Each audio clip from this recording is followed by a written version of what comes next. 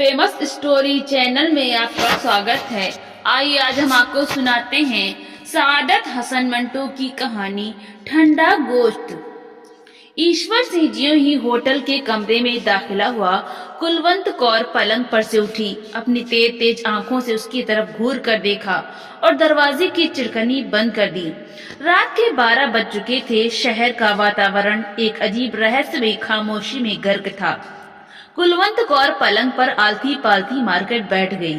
ईश्वर सिंह, जो शायद अपने समस्यापूर्ण विचारों के उलझे हुए धागे खोल रहा था, हाथ में कृपान लेकर उस कोने में खड़ा था। कुछ क्षण इसी तरह खामोशी में बीत गए। कुलवंत कौर को थोड़ी देर के बाद अपना आसन पसंद न आया और दोनों टांगे पलंग के नीचे लटकाकर उन्हें हिलाने लगी। ईश्वर सिंह फिर भी कुछ न बोला। कुलवंत कौर भरे भरे हाथ पैरों वाली औरत थी, चौड़े चकले कूल्हे थुल करने वाले गोश्त से भरपूर, कुछ बहुत ही ज्यादा ऊपर को उठा हुआ सीना, तेज आंखें, ऊपरी होंठ पर सुरमई गुबार, ठोड़ी की बनावट से पता चलता था कि बड़े धड़ल्ले की औरत है। ईश्वर सिंह सिर नीचा के कोने में चुपचाप खड़ा था। सिर पर उसके कसकर बंधी हुई पगड़ी ढीली हो रही थी। उसने हाथ में जो कृपान थामी हुई थी, इसमें थोड़ी थोड़ी कंपन थी। उसके आकार प्रकार और डील डॉल से पता चलता था कि वो कुलवंत कौर जैसी औरत के लिए सबसे उपयुक्त मर्द है। कुछ क्षण जब इसी तरह खामोशी में बीत गए तो कुलवंत कौर छलक पड़ी, लेकिन तेज आंखों को नचाकर वो सिर्फ इस कदर कह सकी, ईश्वर सिंह। ईश्वर सिंह ने गर्दन उठाकर कुलवंत कौर की तरफ देखा, मगर उसकी निगाहों की गोलियों की ताब न लाकर मुंह दूसरी तरफ मोड़ लिया। कुलवंत कौर चिल्लाई, ईश्वर सिंह, लेकिन फौरन ही आवाज भींच ली। पलंग पर से उठकर उसकी तरफ होती हुई बोली, कहाँ गायब रहे तुम इतने दिन? ईश्वर सिंह ने खुश्क होठों पर जबान फेरी, मुझे मालूम नहीं। कुलवंत कौर भन्ना गई, यह भी कोई मायावत जवाब है? ईश्वर सिंह ने कृपान एक तरफ फेंक दी और पलंग पर लेट गया। ऐसा मालूम होता था वो कई दिनों का बीमार है। कुलवंत कौर ने पलंग की तरफ देखा, जब ईश्वर सिंह से लबालब भरा था, और उसके दिल में हमदर्दी की भावना पैदा हो गई। चुनांचे उसके माथे पर हाथ रखकर उसने बड़े प्यार से पूछा, जानी क्या हुआ तुम्हें? ईश्वर सिंह छत की तरफ देख रहा था। उससे निगाहें हटाकर उसने कुलवंत कौर ने परिचित चेहरे की टटोलना शुरू किया। कुलवंत, आवाज में दर्द था। कुलवंत कौर सारी की सारी सिमटकर अपने ऊपरी होंठ में आ गई। हाँ जानी, कहकर वो उसको दांतों से काटने लगी। ईश्वर सिंह ने पगड़ी उतार दी। कुलवंत कौर की तरफ सहारा लेने वाली निगाहों से देखा। उसके गोश्त भरे कूल्हे पर जोर से थप्पा मारा और सिर को झटका देकर अपने आप से कहा, इस कुड़ी दा दिमाग ही खराब है। झटके देने से उसके केश खुल गए। कुलवंत अंगुलियों से उनमें कंघी करने लगी। ऐसा करते हुए उसने बड़े प्यार से पूछा, ईश्वर सिंह, कहाँ रहे तुम इतने दिन? बुरे की माँ के घर। ईश्वर सिंह ने कुलवंत कौर को घूर कर देखा और फौरन दोनों हाथों से उसके उभरे हुए सीने को मसलने लगा। कसम वाहे गुरु की बड़ी जानदार औरत हो। कुलवंत कौर ने कदा के साथ ईश्वर सिंह के हाथ एक तरफ झटक दिए और पूछा, तुम्हें मेरी कसम बताओ, कहाँ रहे? शहर गए थे? ईश्वर सिंह ने एक ही लपेट में अपने बालों का जूड़ा बनाते हुए जवाब दिया, नहीं।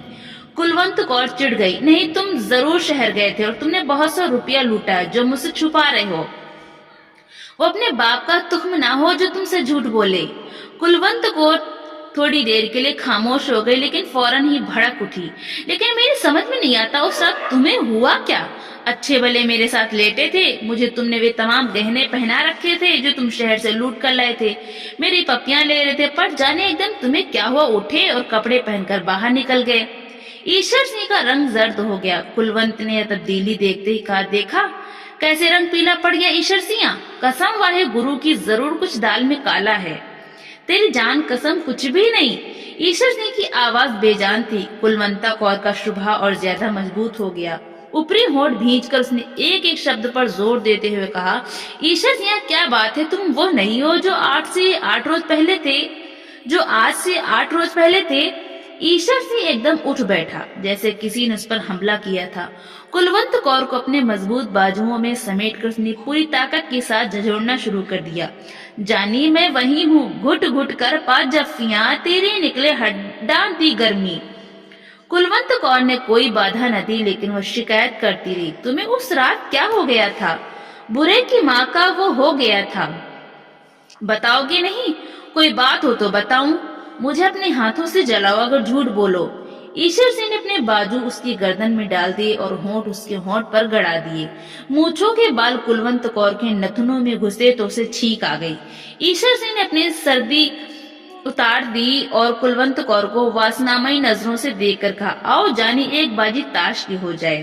कुलवंत कौर के ऊपरी होंठ पर पसीने की नन्ही नन्ही बूंदें फूट आईं। एक अदा के साथ उसने अपनी आंखों की पुतलियां घुमाई और कहा, चल दफा हो। ईश्वर सिंह ने उसके भरे हुए कूल्हे पर जोर से चुटकी भरी। कुलवंत कौर तड़प कर एक तरफ हट गई। ना कर ईश्वर सिंह, मेरे दर्द होता है। ईश्वर सिंह ने आगे बढ़कर कुलवंत कौर की ऊपरी होंठ अपने दांतों तले दबा लिया और कचकचाने लगा। कुलवंत कौर बिल्कुल पिघल गई। ईश्वर सिंह ने अपना कुर्ता उतारकर फेंक दिया और कहा, तो फिर हो जाए तुरप चाल। कुलवंत कौर का ऊपरी होंठ कपकपाने लगा।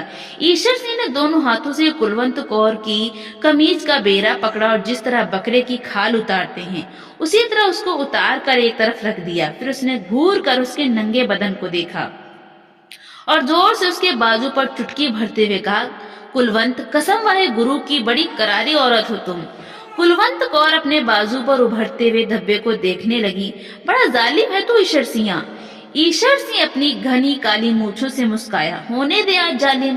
और यह कहकर उसने और जुल्म ढाने शुरू किए।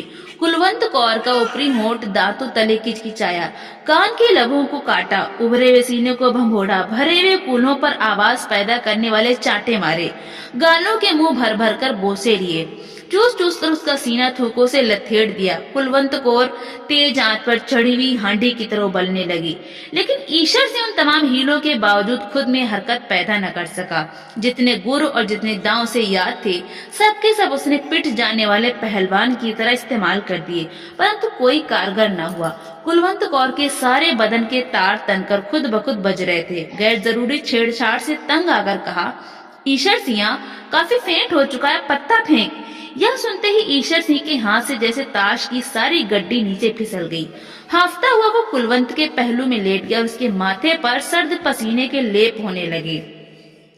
कुलवंत कौर ने उसे गरमाने की बहुत कोशिश की मगर नाकाम रही। अब तक सब कुछ मुंह से कहे बगैर होता रहा था, लेकिन जब कुलवंत कौर के क्रियापेक्षी अंगों को सख्त निराशा हुई तो वो झल्लाकर पलंग से उतर गई। सामने खूंटी पर चादर पड़ी थी, उसे उतारकर उसने जल्दी जल्दी ओढ़कर और नथुने फुलाकर बिफरे हुए लहजे में कहा, ईश्वर सिंह, वो कौन हरामजादी है जिसके पास तू इतने दिन रहकर आया है और जिसने तुझे निचोड़ डाला है। कुलवंत कौर गुस्से से उबलने लगी। मैं पूछती हूँ, कौन है वो चड्डा और वो उल्फती कौन है वो चोर पत्ता। ईश्वर सिंह ने थके हुए लहजे में कहा, कोई भी नहीं कुलवंत, कोई भी नहीं। कुलवंत कौर ने अपने उभरे हुए कूल्हों पर हाथ रखकर एक दृढ़ता से कहा, ईश्वर सिंह, मैं आज झूठ सच जान कर रहूंगी। खावा है गुरु जी की कसम, इसकी तह में कोई औरत नहीं। ईश्वर सिंह ने कुछ कहना चाहा मगर कुलवंत कौर ने इसकी इजाजत न दी। कसम खाने से पहले सोच ले कि मैं भी सरदार निहाल सिंह की बेटी हूँ। तक्का बोटी कर दूंगी अगर तूने झूठ बोला। ले अब खा वाहे गुरुजी की कसम, इसकी तह में कोई औरत नहीं। ईश्वर सिंह ने बड़े दुख के साथ हाँ में सिर हिलाया। कुलवंत कौर बिल्कुल दीवानी हो गई। लपक कोने में से कृपान उठाई, म्यान को केले के छिलकी की तरह उतार कर एक तरफ फेंका और ईश्वर सिंह पर वार कर दिया। आन की आन में लहू के फुवारे छूट पड़े। कुलवंत कौर को इससे भी तसल्ली न हुई तो उसने वहशी बिल्लियों की तरह ईश्वर सिंह के केश नोचने शुरू कर दिए। साथ ही साथ वो अपनी नामालूम सौत को मोटी मोटी गालियां देती रही। ईश्वर सिंह ने थोड़ी देर बाद दुबली आवाज में विनती की, जाने दे अब कुलवंत, जाने दे। आवाज में बला का दर्द था। कुलवंत कौर पीछे हट गई। खून ईश्वर सिंह के गले में उड़ उड़ कर उसकी मूछों पर गिर रहा था। उसने अपने कांपते होंठ खोले और कुलवंत कौर की तरफ शुक्रियों और शिकायतों की मिली जुली निगाहों से देखा। मेरी जान, तुमने बहुत जल्दी की, लेकिन जो हुआ ठीक है।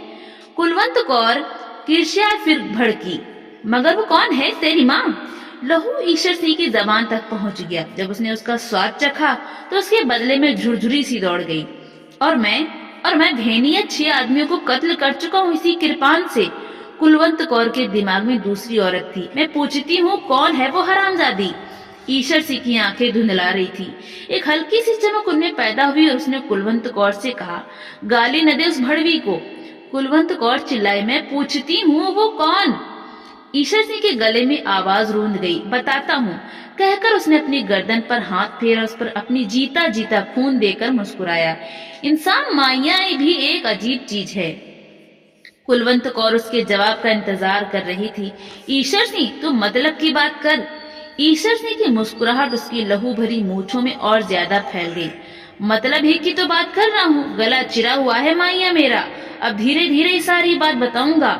और जब वो बताने लगा तो उसके माथे पर ठंडे पसीने के लेप होने लगे। कुलवंत मेरी जान, मैं तुम्हें नहीं बता सकता मेरे साथ क्या हुआ।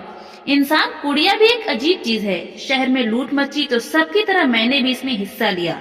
गहने पाते और रुपए पैसे जो भी हाथ लगे वे मैंने तुम्हें दे दिए, लेकिन एक बात तुम्हें न बताई। ईशर सिंह ने घाव में दर्द महसूस किया और कराहने लगा। कुलवंत कौर ने उसकी तरफ तवज्जो न दी और बड़ी बेरहमी से पूछा, कौन सी बात? ईशर सिंह ने मूंछों पर जमे हुए जरिए उड़ाते हुए कहा, जिस मकान पर मैंने धावा बोला था उसमें 7 आदमी थे। 6 मैंने कत्ल कर दिए इसी कृपान से जिससे तूने मुझे छोड़। इसे सुन, एक लड़की थी बहुत ही सुंदर, उसको उठाकर मैं अपने साथ ले आया। कुलवंत कौर खामोश सुनती रही। ईशर सिंह ने एक बार फिर फूंक मारकर मूंछों पर से लहू उड़ाया।